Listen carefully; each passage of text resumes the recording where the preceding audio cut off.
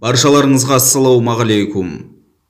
30 жылғы билік транзитінің ауысуы қаңтар оқиғасымен тарих қойнауына енген болатын.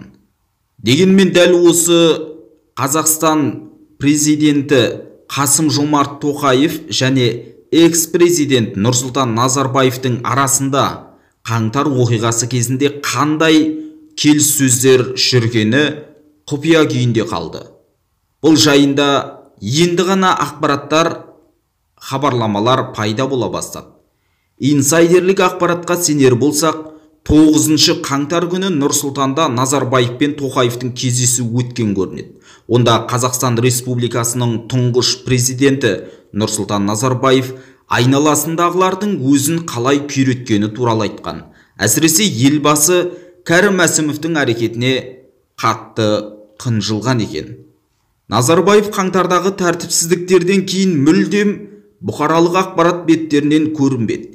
Ешбір жерде оның туған туысқандары немесе жақындары сұхбат та берген жоқ. Тек қана 18 қаңтар күні алғаш рет қалың жұртшылыққа шығып үндеу жасады. Ол өзінің елден кетуі туралы қауесетті жоққа шығарды және наразылық ұйымдастырушылары Қазақстанның мемлекет ретіндегі тұтастығы мен негізін жойғысы келетінін мәлімдеді.